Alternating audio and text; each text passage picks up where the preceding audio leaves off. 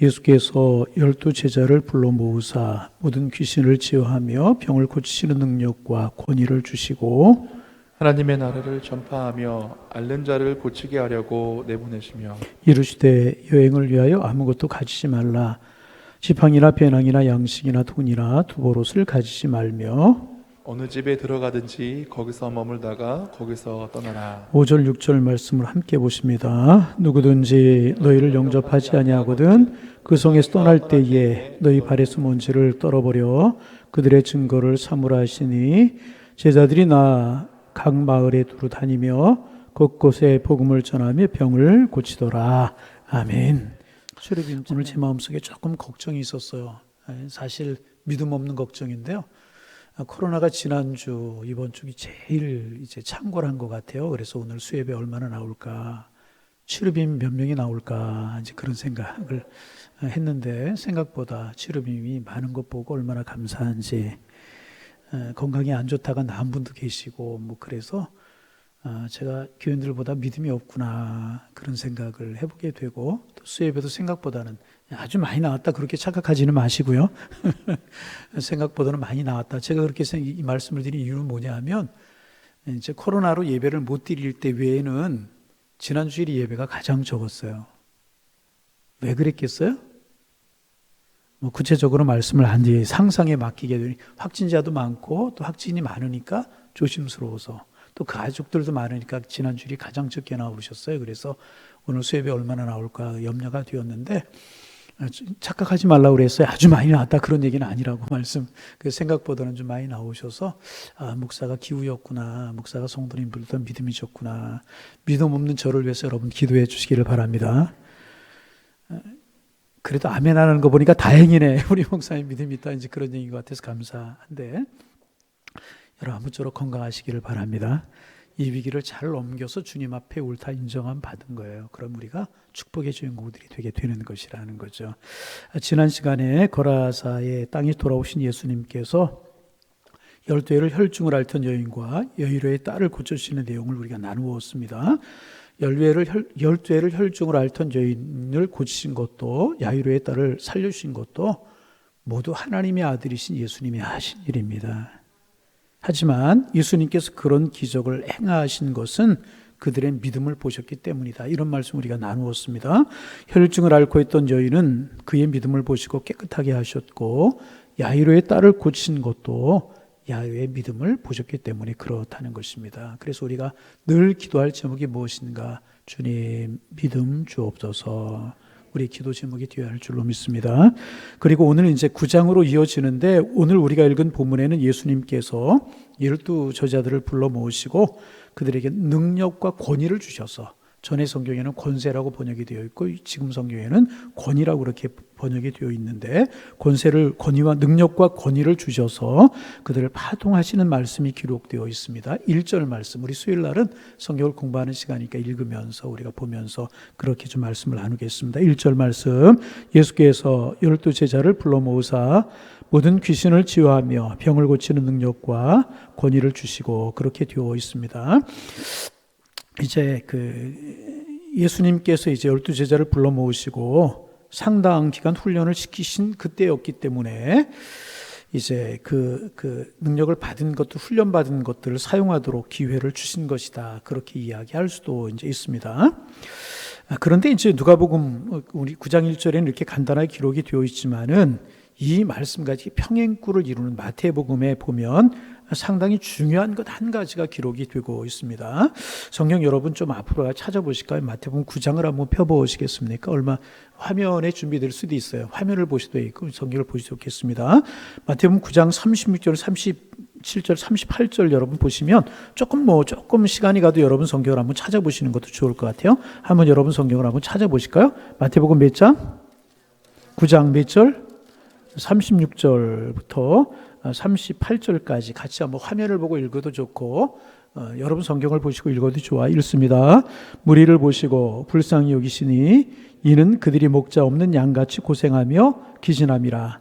이에 제자들에게 이르시되 추수할 것은 많되 일꾼이 적으니 그러므로 추수하는 주인에게 청하여 추수할 일꾼들을 보내옵소서 하라 하시니라. 그렇게 말씀을 하셨어요. 그리고 10장 1절 말씀 읽어봅니다.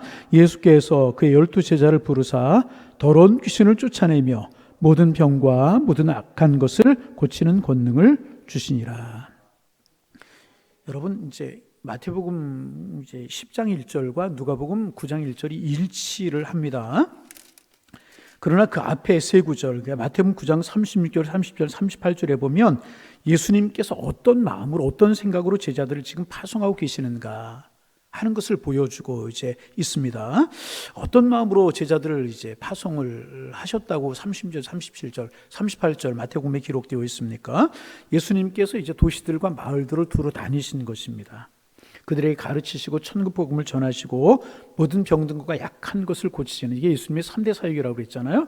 가르치시고 천국 복음을 전하시고 병든것과 약한 것을 고치시는, 예수님께서 많은 일들을 하셨지만 예수님께서 하셨던 일을 요약하면 이 세 가지라고 이야기할 수 있는데, 그렇게 이제 많은 사람들을 만나시고 고치시고 약한 것들을 이제 고치시면서 무리들을 만나보시니까 예수님 마음속에 무리들이, 사람들이 불쌍한 생각이 들은 겁니다.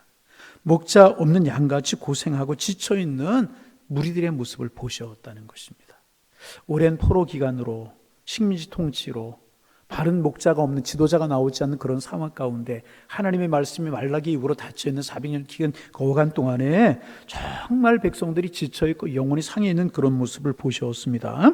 그리고 추수할 것은 많되 일꾼이 적다, 그렇게 말씀하시면서 제자들을 이제 파송을 하신 것입니다. 그러니까 사람들이 목자 없는 양같이 유리하는 것을 보시고 주님께서 민망히 여기셨다니, 다시 말하면 불쌍하게 여기셨다는 것입니다. 그래서 주님이 그들에게 제자들을 이제 파송하신 겁니다. 그들을 예수님이 하셨던 것처럼 회복시키시고 가르치시고 병든 것과 약한 것을 고치게 하시기 위해서 권능과 권세, 권위를 그들에게 주셔서 제자들이 이제 파송하셨다는 것입니다. 그런데 여러분, 우리가 성경을 자세히 보면 예수님께서는요, 예수님을 따르는 무리들을 둘로 구분하고 계시는 것을 볼 수 있어요. 조금 더 구체적인 말씀을 드리면, 복음서에 나타난 주님의 말씀들을 이렇게 보면 주님의 말씀들을 둘로 나누어서 우리가 생각할 수 있다는 것입니다. 하나는 무리들에게 주신 말씀, 다시 누구? 무리들에게. 두 번째는, 다른 하나는 제자들에게 주신 말씀이 있다는 거예요. 누구? 제자. 다른 사람에게는 말씀하지 아니하시면서 제자들에게 하신 그런 말씀이 있다는 것입니다. 성경에 보면 무리와 제자가 나와요. 예수님께서는 무리와 제자들을 구분하셨다는 것입니다. 무리라고 하는 것은 모이기도 하고 흩어지기도 하는 다수를 의미하는 것입니다. 그냥 와 하고 예수님을 따르려는 그런 사람들이 있었어요. 그런 사람들이 무리라고 이야기를 할 수 있어요. 그러나 제자는 작게는 12명의 제자들을 말하고 조금 이제 확대하면 70인의 제자들, 예수님 가까이서 따랐던 70명, 더 크게 예수님의 부활 승천을 본 500여 명의 사람들을 가리켜 제자들이다, 이제 그렇게 말할 수가 이제 있습니다. 학자들마다 견해가 다르기는 하지만 예수님께서 3년간의 공생애를 이제 지내시는 동안에 예수님을 따랐던, 이제 그 예수님을 가까이 따랐던 사람들이 있었는데 그들이 아마 500명 가량이 되지 않았겠는가. 그리고 그들을 제자라고 그렇게 이제 학자들이 이야기합니다.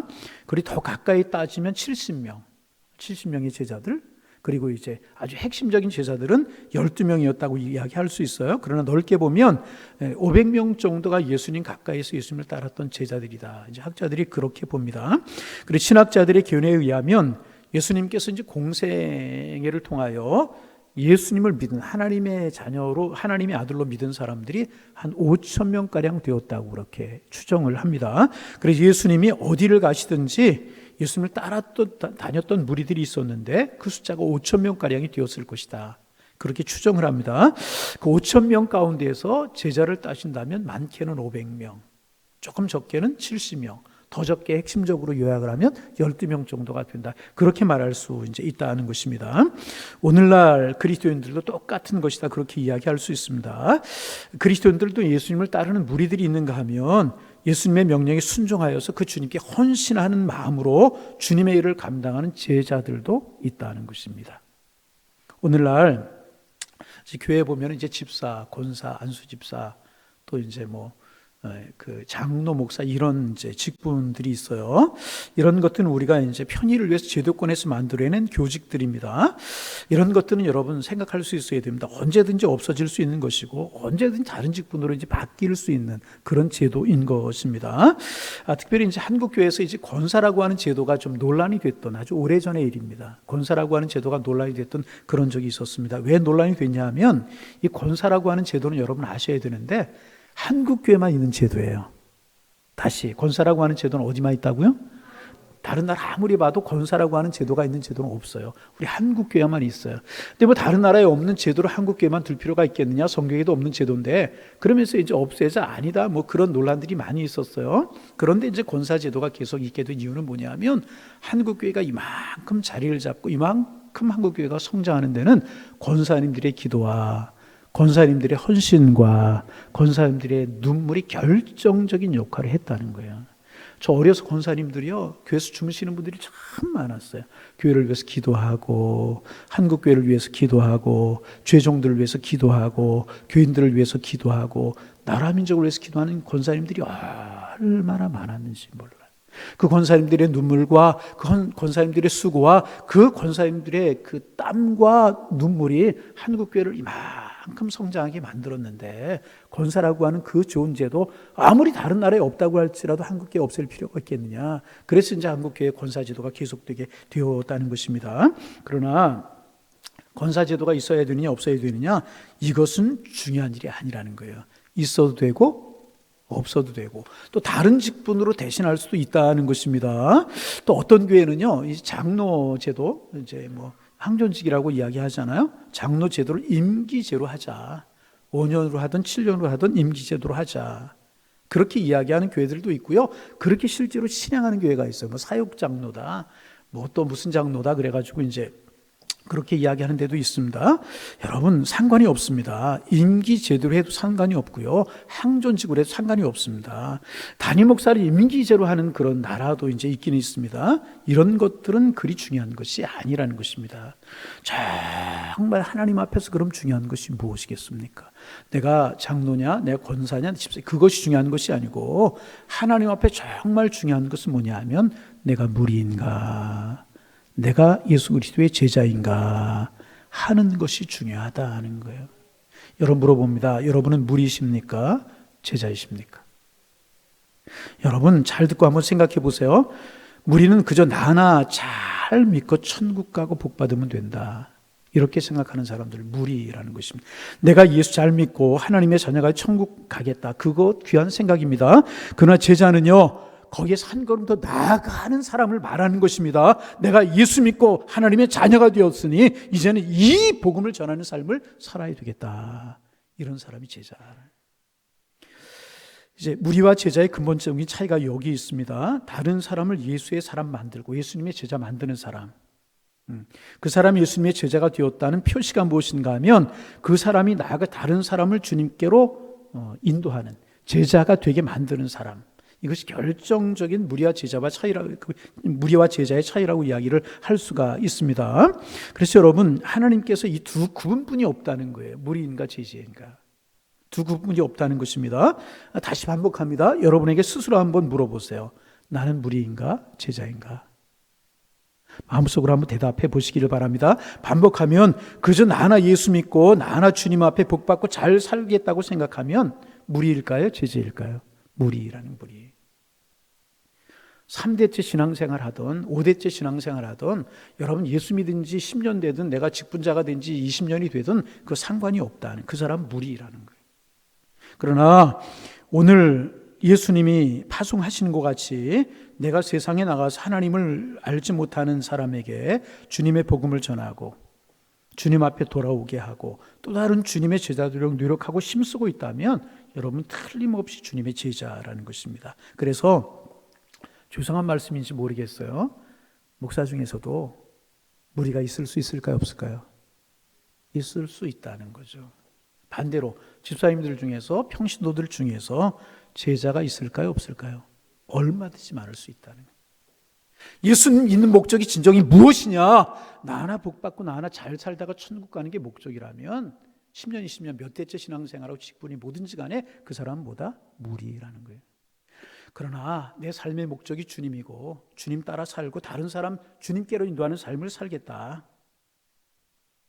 그 사람은 제자. 그래서 무리는요 항상 나 중심적으로 생각합니다. 그러나 제자는요 항상 주님 중심적으로 생각하게 마련이라는 것. 여러분이 그렇게 말하시고 그렇게 행하는 것이 누구 중심입니까? 내 중심입니까? 주님 중심입니까? 무리는 나를 사랑하기 때문에 주님을 사랑하는 사람이 무리입니다. 그러나 제자는 주님을 사랑하기 때문에 내 인생을 사랑하는 사람이에요. 여러분 다릅니다. 무리는 내가 손해를 보고 내 감정이 상할 때 화를 내. 이 사람 무리예요. 내 조금 손실이 오고 내 물질에 조금 손해가 보고 조금 나에게 뭐 손실이 올 거야 화를 내는 사람. 그러나 제자는요 주님의 이름이 모독을 당하고 주님이 아픔을 당하실 때 가슴 아파하는 사람이 제자라는. 내가 모욕을 당하고 내가 고통을 당할 때는 참습니다. 그러나 주님이 고통을 당하고 주님이 모욕을 당할 때 분연히 일어서는 그 사람이 제자라는 거예요. 저는 우리 양일교회 성도님들 모두가 무리가 아니고 다 제자가 되기를 소망합니다. 주님을 위해서 나를 사랑하고 주님을 위해서 내 가정을 사랑하고 주님도 잘 섬기기 위해서 내 물질이 소중한 그런 사람, 제자들이라는 것입니다. 요즘 참 기술이 많이 발달했다 이제 그런 생각이 들게 되는데 과학기술이 발달하면서 이제 건강을 위한 기계들도 참 많이 발달을 했잖아요. 그래서 헬스 기계들도 참 많이 발달을 하고 이제 그러는데 이제 그 체지방을 재는 그런 뭐 계측기라고 그래야 돼, 기계라고 그래야 돼, 하여튼 그런 게 있더라고요. 맨발로 기계 위에 올라서서 이렇게 이제 옆에 있는 걸 붙들면 키가 얼마고 몸무게가 얼마고 지방지수가 얼마고 죄송합니다. 베들레가 얼마인지 다 나와요. 베들레헴이 얼마인지 다 나오게. 몸무게가 얼마고 그 뒤에 몸무게 수분이 얼마인지 이런 게 다 나와요. 근데 여러분 중요한 것이 있어요. 몸무게가 얼마인가 하는 것이 중요한 것이 아니고요. 중요한 것은 뭐냐면 그 몸무게 중에서 체지방량이 얼마인가 이게 중요한 것입니다. 근육량이 얼마인가 하는 것이 중요한 것입니다. 같은 1kg일지라도 근육 1kg하고 지방 1kg하고는 엄청나게 다른 거잖아요. 여러분 이거 설명드리지 않아요. 여러분이 잘 아시는 그런 내용이잖아요. 그래서 이제 운동을 하는 이유가 뭐냐? 지방률을 낮추고 근육량을 높이는 거예요. 그래야 건강하다는 것입니다. 그렇잖아요. 근육량을 높이고 지방률을 낮추는 것이 운동의 목적이고 그런 사람이 건강한 사람이지 않습니까? 여러분 저는 교회에 그것을 적용할 수 있다고 생각을 합니다. 죄송하지만 우리 교회 성도들 중에서 몇 프로가 지방이고 몇 프로가 지방이고 몇 프로가 근육인가. 그리고 무리를 지방이라고 생각을 한다면 근육을 제자라고 생각할 수 있지 않은가. 다시 무리를 뭐라고요? 지방. 근육을 제자라고 생각할 수 있지 않은가. 그런 생각을 해봤어요. 그러면 건강한 교회는 어떤 교회일까요? 근육이 많고 지방이 적은 사람이 건강하듯이 교회는 근육을 가진 사람. 다시 말하면 제자와 같은 사람들이 많고요. 지방이 적은 사람. 무리와 같은 사람들이 적은 교회가 건강한 교회가 아니겠는가. 그런 생각을 해봅니다. 여러분 이제 꼭 요즘 이제 코로나 시대이기 때문에 이런 비교가 조금 좀 안 맞을 수 있지만은 요즘 코로나이기 때문에 수예배 없는 교회도 참 많다고 그러고 새벽 예배가 아예 없는 교회는 참 많다고 그래요. 금요기도에 벌써 뭐 없는 교회 많고. 그런데 이제 코로나가 아니라 이 코로나 전부터 이런 조짐이 한국 교회에 벌어지고 있었다는 것입니다. 오후 예배 없는 교회 많아지고 금요기도에 없어진 교회는 하는 교회보다 안 하는 교회가 훨씬 더 많고 수예배 없어진 교회도 참 많다고 그래요. 저는요 다른 분들은 어떻게 생각할지 모르지만 저는 이게 굉장히 가슴 아픈 일이라고 생각을 해요. 너무너무 가슴 아파요. 한국 교회가 여러분 새벽 예배 얼마나 좋은 전통이고 금요일 날 모여서 뜨겁게 하나님 앞에 기도하는 것이 얼마나 아름다운 것이었었고 여러분 그렇잖아요. 수요일 모여서 하나님 앞에 예배하는 것이 얼마나 좋은 전통이었습니까? 이게 점점 더 없어지는 속으로 그게 잘 되는 거지. 이렇게 생각하면 여러분의 신앙 한번 생각해 볼 수 있어요. 내가 좀 피곤하고 내가 힘들어도 내가 신앙으로 훈련될 수 있고 하나님이 기뻐하신 일이라고 하면 우리 얼마든지 할 수 있어야 되는 것 아니겠습니까? 오후 예배 하나 예를 들면 오후 예배 없어지는 교회들이 참 많다고 그래요. 저희 교회도 이제 코로나 상황에 한 얼마 정도 오후 예배에 참석하지 못할 때 너무너무 마음이 아팠는데 오후 예배 시작했더니 많은 분들이 참석해 주셔서, 그런 착각은 하지만 너무 많은 것은 아니고 이제 그래 참석하는 분들이 계셔서 참 감사한데, 주일 오후 예배를 예를 한번 들어보면 주일 오후 예배 안 드리고 그 시간 어디에 쓰는가 통계를 낸 적이 있대요. 그런데 많은 대답이 오후 예배 안 드리고 그 시간에 무엇 하십니까? 그랬더니 제일 많이 나온 대답이 뭐냐 하면 자녀들에게 쓴다. 그런 대답이 제일 많이 나왔다는 거예요. 자녀들이 교회 자녀들에게 쓴다. 그런 대답이 제일 많았다는 것입니다. 참 요즘 그렇죠. 자녀들이 귀하지. 자녀 안 귀한 사람 어디에 있겠습니까? 그래서 자녀가 뭐 한다 그러면 다른 거 다 올스톱하고 자녀들에게 올인하지 않습니까? 요즘 부모님들의 마음이잖아요. 자녀 귀하지 않은 부모가 어디에 있겠습니까? 그런데 여러분 가만히 한번 생각해 보세요. 저희 어려서 어땠어요? 저희 어려서, 여러분 모르지만 저 어려서 저 주변에 있고 저를 포함한 모든 분들은요 거의 방목 수준이었어요. 방목이 뭐예요? 그냥 알아 자라가는 그런 시대였다는 거예요. 그런데도 잘 자랐어요.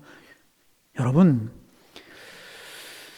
한번 가만히 한번 생각해 보세요. 하나님 앞에 드려야 할 시간에 자녀들하고 함께한다. 그 말 가만히 한번 생각해 보세요. 그러면 자녀들이 요즘 그렇게 부모님들이 자녀들을 위해서 다 오리라는 그런 세대를 살아가는데, 그 자녀들이 옛날 자녀들보다 부모님에게 더 효도하나요? 가만히 한번 생각해. 부모에게 더 잘하나요? 한번 여러분 가만히 한번 생각해 보세요. 여러분 우리 부모님들이 저희들에게 해준 것보다, 물론 없어서 못 해줬겠지만은, 우리 부모님들이 우리에게 해준 것보다 우리 세대가 우리 자녀들에게 해주는 것이 몇 배 더 많잖아요. 가만히 생각해 보세요. 그런 것 같아요. 그런데 저희들이 부모님께 고마움을 가졌던 그 마음보다 더 요즘 자녀들이 부모님 앞에 고마운 마음 가질까요? 되어지는 모든 현상들을 보면 그렇지 않는 것 같아요. 믿음도 그런 것 같고. 그래서 주일 저녁 자녀들과 함께 이제 지낸다고 해서, 그러면 주일 저녁에 자녀들과 뭐 하십니까? 주로 뭐 하십니까? 그렇게 물었더니 제일 많이 나온 대답이 뭐냐 하면 자녀들과 함께 TV 봅니다. 제일 많은 대답으로 나왔다는 거예요. 참 마음이 아픈 그런 대목 아니겠습니까? 마음 아픈 대목. 예? 자녀들과 함께 TV를 보면서 자녀들과 함께 지낸다. 그런 대답이 제일 많이 나왔다는 것입니다. 여러분 아니라고 생각해요. 자녀들에게 예배하는 본을 보이고 기도하는 본을 보이고, 아멘. 그래야 되는 거 아니겠습니까? 내가 오늘 교회 가서 기도하고 왔다. 말씀 중에 이런 말씀이 은혜가 되더라. 자녀들과 함께 나눌 수 있다면 얼마나 귀한 것이겠습니까? 무슨 이야기예요? 점점 한국 교회가 근육량이 적어지고 지방량이 많아지는 것 아닌가? 그런 생각이 든다. 덩치는 커지고 몸무게는 느는지 모르지만, 숫자적으로 늘어가고 대형교회가 많이 생겨나는지는 모르지만 점점 근육량이 줄어가고 있는, 기도가 줄어가고 예배가 줄어가고 강한 헌신이 줄어가고, 그런 교회가 되어가고 있는 것이 아닌가. 가슴 아픈 생각이 드는 것은 저만의 생각이겠습니까? 교회학교가 없어지고 있다. 그럼 내일의 세대, 저희 어려서의 교회학교 아이들이 바글바글 했잖아요. 그 세대가 기성세대가 되었다. 그럼 지금 교회학교가 없다면 앞으로 20년, 30년, 40년에 한국 교회가 어떻게 되겠느냐 그 말이에요. 점점점 이슬람은 커가고 있고 그러는데 교회가 하나님을 섬기는 하나님의 사람들이 어떻게 돼요? 우리 가슴 아픈 마음으로 들어야 되고, 우리 오늘 이런 시간에 한국 교회가 내가 지방보다는 근육을 키워야 되겠다, 이런 다짐이 우리에게 있어야 되지 않을까. 그럴 때 내일의 소망이 있는 것 아니겠습니까? 운동 안 하고 누워만 지내면 점점 근육이 지방으로 변하잖아요. 몸무게는 똑같을지라도 근육이 손실되고 지방이 많아지면 성인병에 걸리고 당뇨, 고혈압, 약한, 그래서 저항력이 없어가 조그만 질병에 노출되는 그런 사람이 될 수밖에 없지 않습니까? 기도하지 않고 예배 소중히 여기지 않고 누워만 있으면, 편한 것만 참면 신앙의 지방이 늘어갈 수밖에 없다는 거예요. 여러분 편하자면 한없이 편해질 수 있잖아요. 우리 편하자고 예수 믿는 건 아니잖아요. 그런데 편하자고 운동 안 하고 먹고 누워있기만 하면 근육량이 줄어들고 지방량이 많아지면 저항력이 없는 사람이 될 수밖에 없는 것처럼 편하자고 예배하는 일, 편하자고 기도하는 일, 편하자고 헌신하는 일 이런 거 다 뒤로 하고 편하기만 누워있으면 신앙의 근육이 다 없어지고 신앙의 지방이 많아서 소망이 없는 교회, 소망이 없는 내일, 소망이 없는 하나님의 축복과는 상관이 없는 그리스도인들이 될 수밖에 없다. 여러분 내 신앙 한번 돌아보는 시간이 되어지기를 바랍니다. 근육이 많은지 지방이 많은지, 내가 제자인지 무리인지 한번 돌아보실 수 있기를 소망합니다. 돌아볼 수 있어요. 제자는 예배를 사랑하는 사람입니다. 주님을 사랑하기에 주님이 기뻐하시는 예배를 사랑하는 사람, 예배를 사랑하는 사람. 주일 한번 교회 지내는 거 가지고 너무나 그렇게 인색하게 인신 베풀듯이 그렇게 하면 안 된다.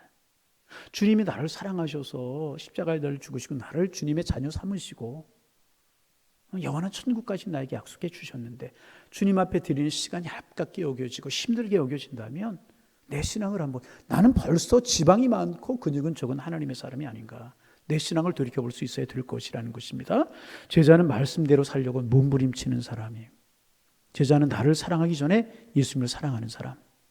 물론 나도 내 유익을 구하는 그런 사람이 되어야 되겠죠. 그러나 우선순위가 주님 앞에 있는 사람, 그런 사람이 제자. 그리고 다른 사람을 주께 인도해서 주님의 사람 만드는 사람이 제자의 표시라는 것입니다. 바라긴 이게 우리의 기도 제목이 되기를 소망합니다. 지방량만 말고 근육량이 줄어서 연약한 사람이 되는 것처럼 영적인 근육이 줄고 영적인 지방만 늘면 될 것이 아니라 영적인 근육이 늘고 영적인 지방이 적어져서 하나님 앞에 건강한 신앙인으로 설 수 있는 것, 이것이 우리의 기도 제목이 되어야 될 것이라. 여러분 기도 제목 되기를 소망합니다. 그런데 예수님께서는요, 그들을 파송하신 뒤 그냥 파송하지 아니하셨어요. 그들에게 두 가지를 주셨어요. 귀신의 권세를 지우고 병을 고치는 능력과 권위를 주셨다. 전에 성경에는 권위를 권세라고 그렇게 번역이 되어 있었어요. 능력과 권위를 주셨다는 것입니다. 여러분 능력이라고 하는 말은 헬라어로 듀나미스라고 하는 말인데, 이 듀나미스라고 하는 말에서 다이나마이트라고 하는 말이 파생이 되었다고 그래요. 그러니까 뭐예요? 듀나미스는 폭발적인 힘을 말하는 거예요. 다이나마이트, 조그만 주먹만한 다이나마이트 적은 것이 큰 집재를 날려버릴 수 있도록 힘을 가졌잖아요. 그렇게 힘, 다시 말하면 능력을 주셨다는, 다시 말하면 이제 그런 능력을 제자들에게 이제 주셨다는 것입니다. 그러면 권위는 무엇인가? 권위, 힘을 가진 사람이 행사하는 권리를 말하는 거예요. 예수님께 제자들에게 그런 능력, 정말 폭발적인 힘과 능력을 주셨어요. 그리고 이 능력을 행사할 수 있는 권위를 제자들에게 주셨다는 것입니다. 그러므로 여러분 기억하세요. 예수님의 제자가 되는 것, 예배 중심으로, 주님 중심으로, 교회 중심으로, 하나님 중심으로, 이것은 결코 손해가 아니라는 거예요. 제자가 되는 것 결코 손해가 아니라는 것입니다. 오히려 우리 인생이 제자가 됨으로 가장 가치 있고 가장 고귀하게 쓰임받는 인생, 아름다운 인생, 보람 있는 인생이 되게 되는 것이 제자의 삶을 살아가는 것이라는 거예요. 여러분 절대로 제자가 되는 날 손해봐야 되지 이것도 그것이 여러분 결코 아니라는 것입니다. 제자가 되는 길이 힘 있고 권세 있고 능력 있는 삶을 살아가게 되는 것이라, 그 능력을 주시고요, 그 능력을 사용할 수 있는 권위까지 제자들에게 주셨다는 거예요. 우리가 주님의 제자만 되기만 하면 이 능력, 그 능력을 사용할 수 있는 권위 권세를 예수님 우리에게 주신다는 거예요. 여러분 이거 믿으실 수 있어야 돼요. 제자들은 거기에 걸맞는 힘과 능력을 주신다는 것입니다. 그리고 말씀하시기를, 자 2절 말씀 우리가 보겠습니다. 2절 읽습니다. 하나님의 나라를 전파하며 앓는 자를 고치게 하려고 내보내심에. 그렇게 권세와 권위를 주셔서 내보내셨어요. 그런데 왜 내보셨는가? 하나님의 나라를 전파하며 앓는 자를 고치게 하려고 그들을 보내셨다. 그렇게 기록하고 있습니다. 그러니까 제자들에게 능력과 권위를 주셔서 세상으로 보내는 목적이 두 가지라는 것. 하나는 하나님의 나라를 전파하시기 위해서. 무엇 때문에? 하나님의 나라를 전파하기 위해서. 또 하나는 제자 되라고 그러니까 다 기가 죽었는 모양이에요. 이제 또 하나는 뭐예요? 병든 자, 앓는 자를 고치기 위해서 예수님께서 그들을 보내셨다는 것입니다. 제자들의 사명이 무엇인가? 다시 말하면 회복이라는 회복. 천국 복음을 전하고 앓는 자, 병든 자를 고쳐서 그들의 잃어버린 하나님의 형상을 회복하게 하시는 것. 본래 이 땅은요 하나님께 속한 땅이었었어요. 그런데 악의 세력이 자리를 잡고 퍼져나가고 있기 때문에 제자들을 통하여서 하나님의 나라 회복시키시고, 그리고 병든 사람을 고치게 하셔서 하나님의 나라와 잃어버린 하나님의 영상을 회복하게 하시도록 권세와 권위를, 능력과 권세를 주셔서 제자들을 세상으로 파송하셨다는 것입니다.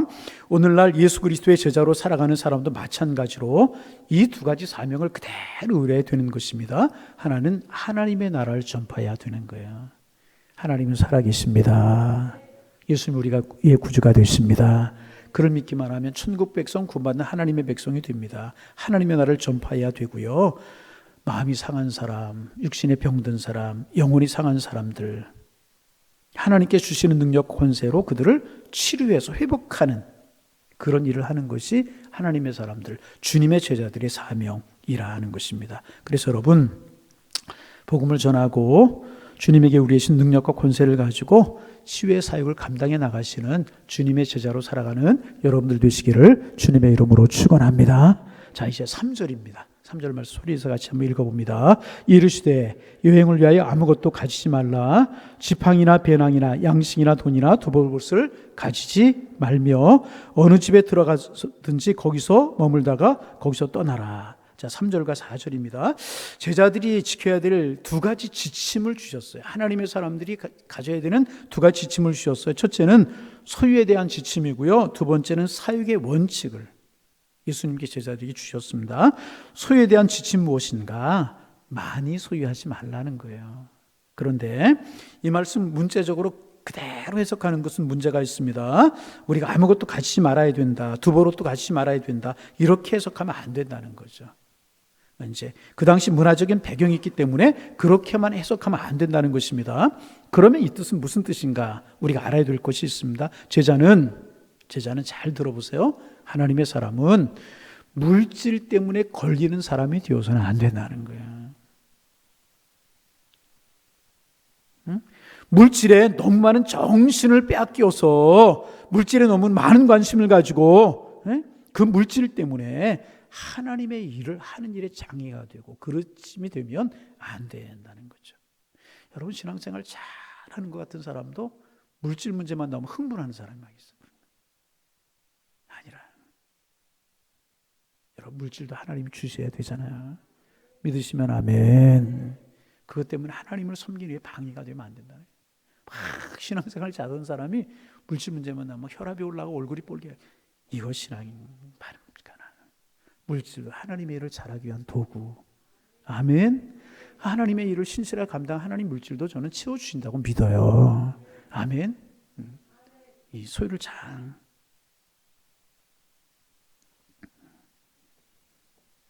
두 번째는 무엇인가? 하나님의 일을 하면서 치부해서는 안 된다는 거예요. 하나님 일을 하면서 자기의 배를 불리기 위해서 일해서는 안 된다. 그런 의미가 그 속에 담겨. 이거 우리가 잘 아는 내용이지만 전에도 한번 그런 말씀 나눴던 것 같아요. 60년대, 70년대, 90년대까지 한국 교회에 소위 은사자들이라고 하는 사람들이 참 많았잖아요. 실제로 능력이 있어요. 기도해서 은혜 받고 능력을 가진 그런 분들이 많이 계셨어요. 기도해 주면 병자도 고치고 심지어 안진병에도 일어나고 암 환자도 치료, 이런 일들이 많이 일어났어요. 그런 재단들이 많이 있고 그랬잖아요. 그런 분들 뭐 소홀하게 여기고 없어요. 그럴 생각 전혀도 없어요. 하나님이 사랑하시고 기도 많이 해서 하나님께서 그런 은혜를 주신 것이라고 생각이 됩니다. 하나님께서 그런 능력을 주셨어요. 그럼 어떻게 해야 될까요? 약한 사람, 병든 사람, 정말 지친 사람, 상한 사람, 그들을 끌어안고 금식하고 기도하고 처리하고 기도하면서 그들의 정성을 다하는 것 중요하잖아요. 같이 울어주고 같이 아파해주고 같이 기도해주고 그렇게 해야 되잖아요. 그런 분들도 실제로 많이 있었어요. 근데 그 중에는 그런 능력을 이용해서 그런 것들을 이용해서 자기 배를 불리는 사람들이 있었다는 거죠. 여러분, 그런 분들 지금 많이 없어졌죠? 한국계 은사들이 많이 없어졌잖아요. 왜 그럴까? 이런 것들 때문에 그런 것이 아닌가. 여러분, 은사 누가 주신 거? 하나님의 은혜로 주신 거잖아요. 그러면 그 은사를 무엇을 위해 사용해야 되겠어요? 하나님의 사역을 위해 사용하는 것이 마땅한 것이라 그 말이죠. 그러니까 검소하게 사역에 지장을 주지 않도록, 그리고 자신을 위해서 치부하지 말라. 제자는 어떤 사람이냐? 하나님의 일을 맡은 사람은 이런 사람이어야 된다. 그리고 4절에는 4절까지만 우리 묵상하고 다음 주에 계속 시간이 지나가니까 다음 주에 묵상할까요? 4절 말씀, 어느 집에 들어가든지 거기서 머물다가 거기서 떠나라. 두 가지 뜻이 있죠. 안 좋다고 마음대로 옮기지 마라. 마음에 안 든다고 마음대로 옮기지 말라. 여러분, 저는 제일 글쎄, 교육자들 이야기에서 좀 죄송한 게 뭐냐면, 어느 게 사역을 하다가 뭐 그냥 금방금방 옮기는 사람들이 있어. 이런 사람들 보면 참 마음이 안타까워요.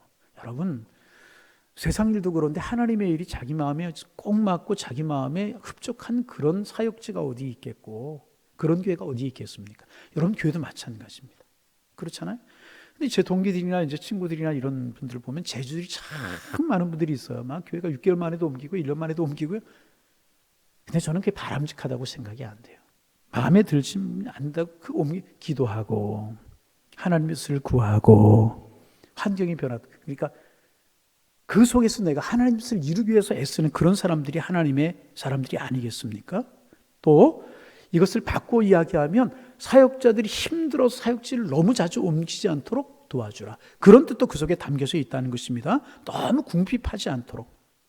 여러분, 사역자는 주는 대로 받고 있으면 뭐 그 불평하지 말라. 그런 뜻이고, 라면 주면 라면 먹고, 국수 주면 갈비 주면 갈비 먹고, 그대로 하라는 것입니다. 그것이 사역자이지만 또 반대로 생각하면 사역자들이 너무 힘들어 사역을 잘 감당하지 못하여 떠날 수 있는 그런 환경을 만들지 말라. 할 수 있는 대로 잘 그런 대하고 은혜를 베풀라. 그런 말씀으로 이야기할 수 있어요. 조금 연관되는 거라 5절 말씀까지 읽어볼까요? 5절 있습니다. 누구든지 너희를 영접하지 아니하거든 그 성이 떠날 때 너희 발에 먼지를 떨어버려 그들의 증거를 삼으라. 이제 다음 주에 우리가 묵상하면서 은혜를 나누도록 하겠습니다. 자, 말씀을 정리합니다. 제자들을 파송하셨어요. 그렇죠? 그리고 권세와 능력을 주셨다. 그런 말씀 우리가 나누었고, 그런데 제자는 누구냐? 무리는 누구냐? 무리가 아니라 그리스도의 제자로 살아가는 하나님의 사람들 되어지기를 바랍니다. 영적인 근육을 키워나가는 거예요. 말씀으로, 기도로, 은혜로. 그래서 주님의 제자에게 맡겨주신 사역을 잘 감당했던 것처럼 오늘 제자로 우리를 세상에서 먼저 부르신 우리가 정말 주님의 뜻대로 살아서 주님 앞에 축복의 통로가 되고 하나님의 사역을 이루어드리는, 하나님을 기쁘시게 하는, 세상의 그리스도의 빛을 선포하며 살아갈 수 있는 그리스도의 제자가 되어서 여러분도 복이 되고 능력과 권세가 따르고 여러분 만나는 모든 사람들에게 복음을 전하여서 하나님을 기쁘시게 할 수 있는 제자들로 살아가는 하나님의 사람들이 다 되실 수 있기를 주님의 이름으로 축원합니다. 축원합니다.